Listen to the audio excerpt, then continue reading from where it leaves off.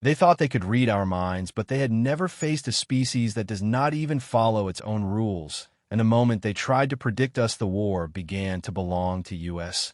A journey begins in a time when humanity fluttered on the thin line between fear and defiance, a time when the stars above were no longer symbols of wonder, but warnings carved into the night sky, because out there lurking behind distant nebulas and silent drifting clouds of cosmic dust existed forces that watched us, measured us, and believed we were a species too simple, too fragile, too predictable to ever threaten their dominion.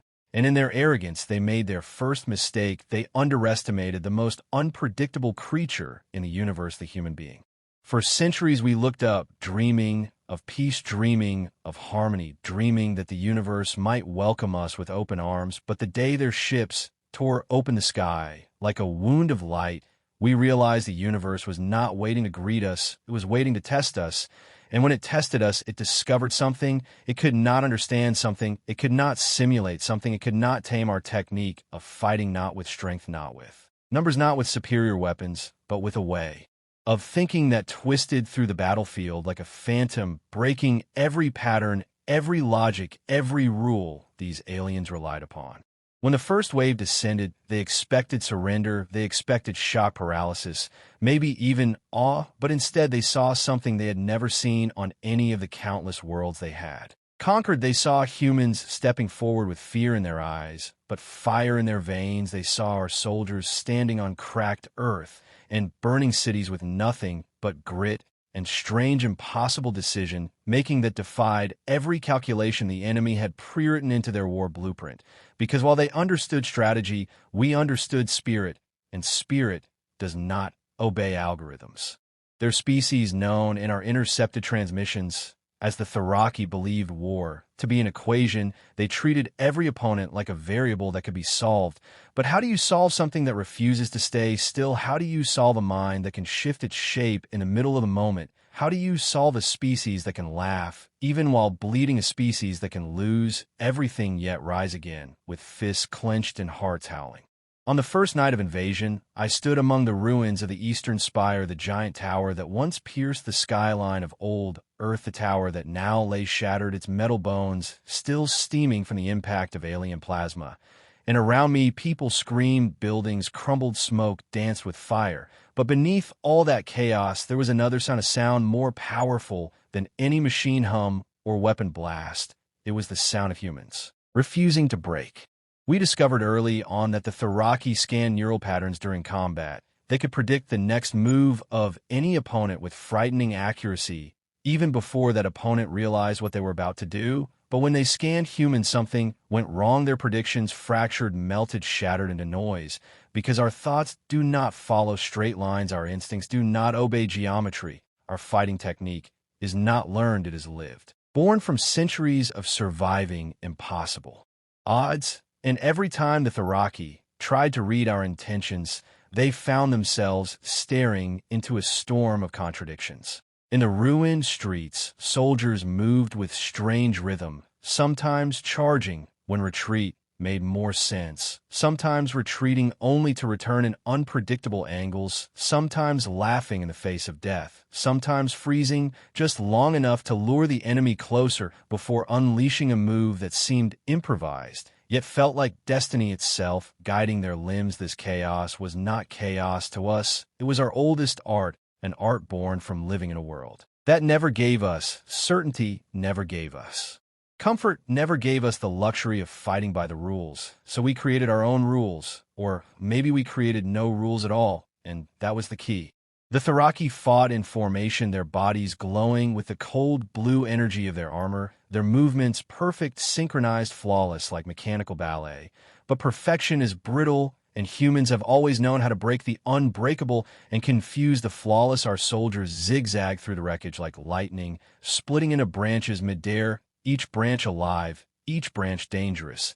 And when the Tharaki tried to lock on to our fighters, the targets were gone, replaced by shadows, echoes, and the terrifying realization that these humans defied every principle they had mastered.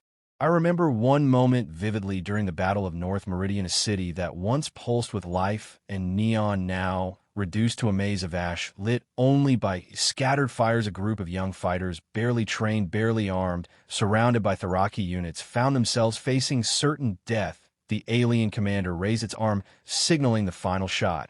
And yet the humans did something no one expected. They turned their backs, not to run, but to create confusion, taking a step in a direction that made no sense. And that one absurd movement broke the Tharaki lock systems, because the aliens could not comprehend a maneuver without logic, without symmetry, without purpose other than pure instinct. And in that confusion, our fighters spun back, unleashed a burst of resistance, and escaped.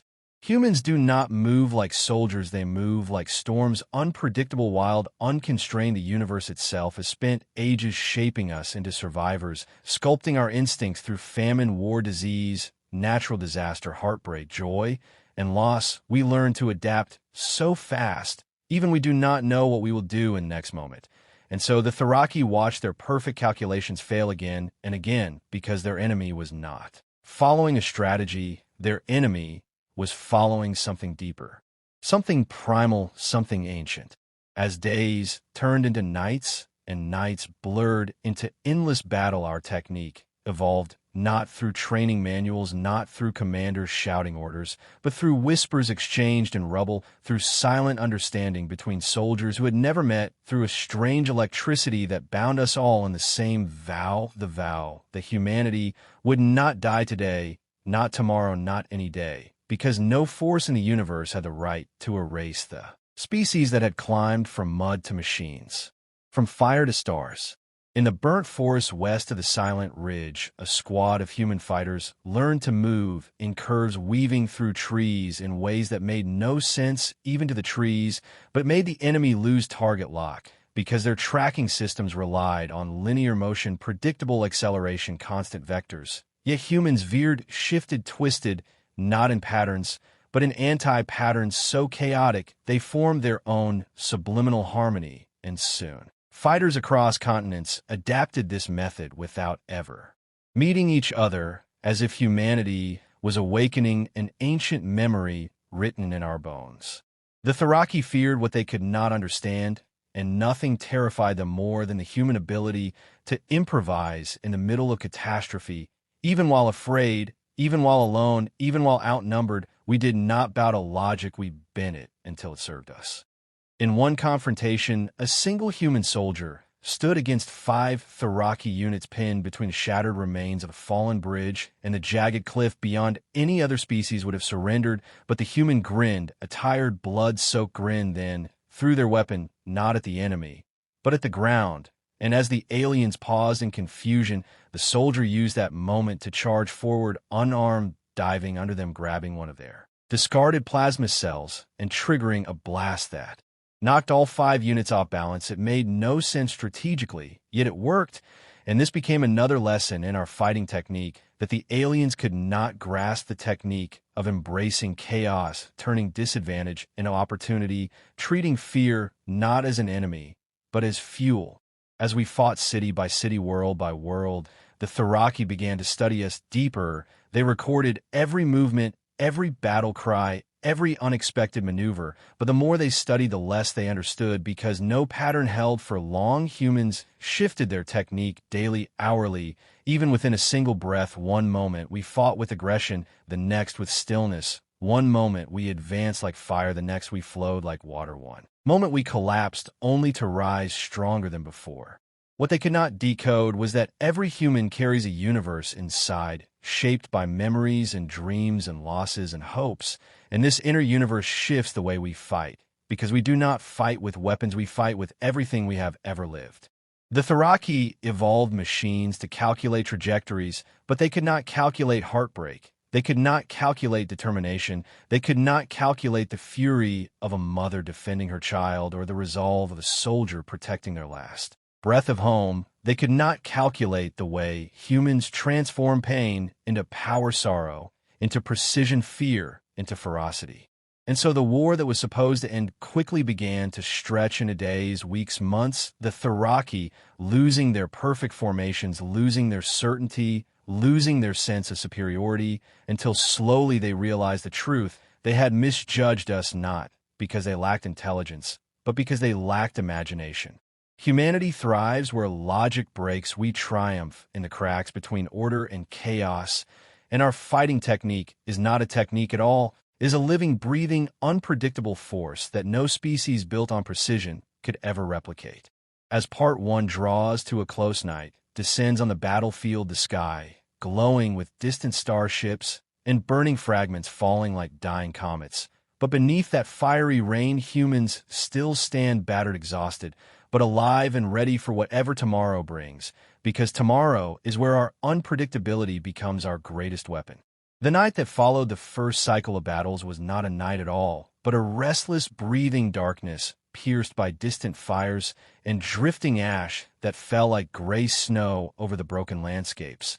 And yet in that strange silence, after endless conflict, something deeper began to move within us, a realization that we were no longer merely defending ourselves, we were discovering ourselves and discovering the technique that lived inside every human. A technique the Tharaki could not grasp. No matter how advanced their technology, no matter how wide their knowledge of the galaxies.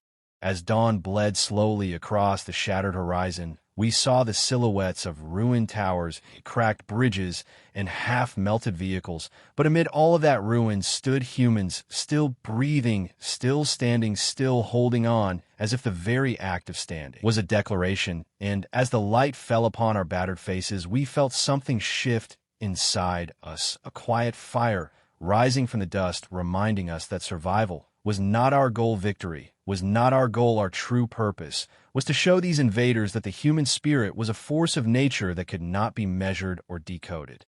On the morning of the second wave, the Tharaki returned with new tactics, with new coordination, with drones that mapped the ground before their soldiers stepped upon it, with predictive beams sweeping through the ruins. But even these innovations falter because each time they tried to anticipate our moves, we adapted again and again, reshaping ourselves in ways that even we could not predict until the very moment of action. And perhaps that was the divine madness of our technique that we fought with. Improvisation carved from instinct, sharpened by history, fueled by hope, hate, love, and a desperate refusal to vanish from existence. In the ruins of Meridian Outpost, a team of 8 humans crouched behind the skeleton of a fallen tower, the air thick with dust and the distant thrum of alien engines. Approaching, the Tharaki marched in perfect formation, their armor glowing with steady pulses of energy, every step synchronized, every gesture calculated. Yet the humans remained still as statues, not communicating through words or gestures, but through something else, something primal that flowed between their hearts, through their breaths, through the tension in their muscles, a kind of silent code older than language. The Tharaki scanners swept toward them, and at the last moment, when the aliens fired a coordinated volley, the humans scattered, not in a predictable retreat, nor a symmetrical dodge, but in explosive spirals, each one twisting in a direction dictated by nothing but instinct and the broken fragments of terrain. And because the aliens were trying to lock on a linear patterns, their targeting failed within seconds, leaving them open to the sudden countercharge that erupted from every angle. That moment became legend among survivors because it showed something terrifying to the enemy, something inspiring to us, the way humans became unpredictable not through training, but through chaos harnessed like an elemental force. Far to the west, a valley once lush and green, now reduced to blackened earth, hosted another confrontation, the Valley of Smoldering Echoes, where hundreds of human refugees hid among boulders, cliffs, and the remnants of a collapsed rail system. In this place, the Tharaki attempted a full surround operation, believing they could herd humans like cattle into a central trap, but their strategy crumbled when the humans executed what would later be called the shifting wave. The shifting wave was not a coordinated move, nor a planned formation. It was a spontaneous surge created when fear and courage intertwined. As the enemy pressed from all sides, humans burst outward, not inward, scattering into dozens of directions. At once, some crawling under wreckage, some leaping across cliffs, some rolling through dirt, some running straight through gaps so narrow even the invaders believed them impossible to pass, and the Tharaki found themselves unable to process the sudden explosion of randomness. To them, it had no logic, no hierarchy, no intention, but to us, it was survival born from the unpredictable fire inside every human being, and that was something new.